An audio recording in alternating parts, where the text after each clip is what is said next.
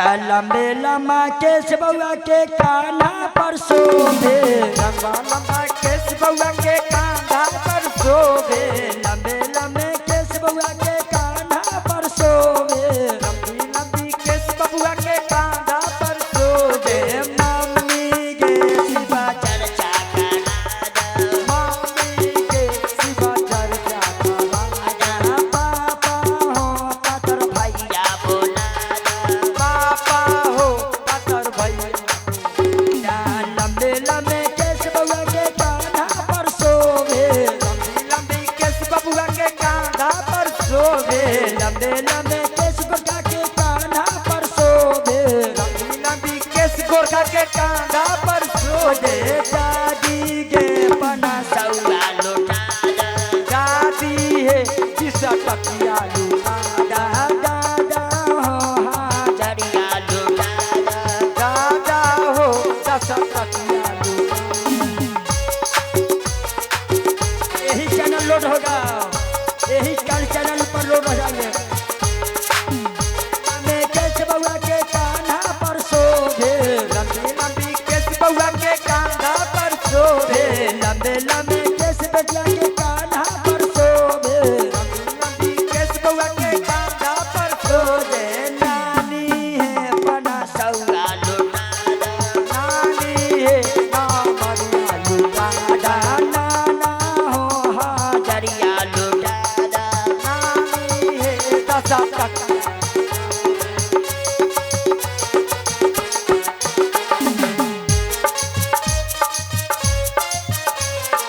नानी है पना टकिया लूटा।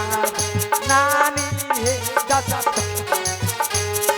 लंबे लंबे केस बउआ के कान्हा पर शोभे। लंबी लंबी केस बउआ के कांधा पर शोभे। लंबे लंबे केस बेटा के कान्हा पर शोभे। लंबी लंबी केस बउआ के कांधा पर शोभे। जय मामानी है पना सौआ लुटा दो। मानी है पना टकिया लूटा। मामू हो हाजरिया लुटा दो। मामू हो पन सौआ लूटा।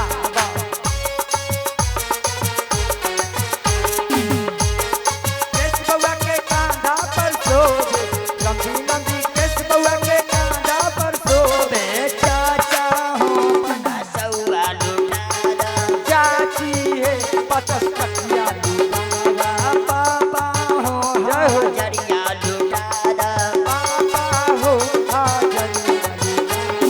लंबे लंबे केस शिवम के कान्हा पर शोभे। लंबी लंबी केस शिवम के कांधा पर शोभे। लंबे लंबे केस बेटिया के कान्हा पर शोभे। लंबी लंबी केस पिता के कांधा पर शोभे। मम्मी के हाजरिया लुटा दो। मामी के हाजरिया लूटा। दादी है पना सौआ लुटा दो।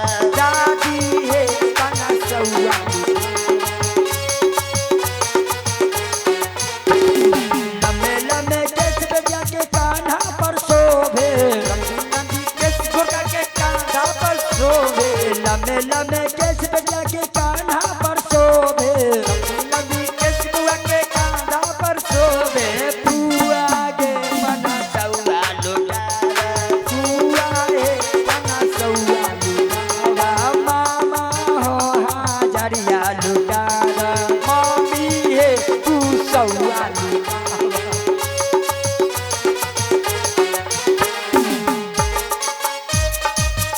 ताली मारेंगे।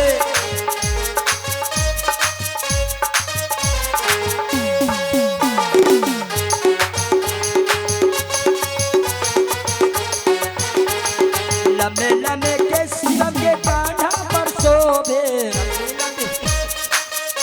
बाबा लंबे लंबे केस बउआ के कान्हा पर शोभे। लंबी लंबी केस बुआ के कांधा बे मामी है हाजरिया लुटा दो। मम्मी के पना सौआ लुटा दो। पापा हो हनुमान जी की प्रेरणा। हाजरिया लुटा दो। हाजरिया लुटा दो। लूटा दा बाबा चैना। हाजरिया लुटा दो। हाजरिया लुटा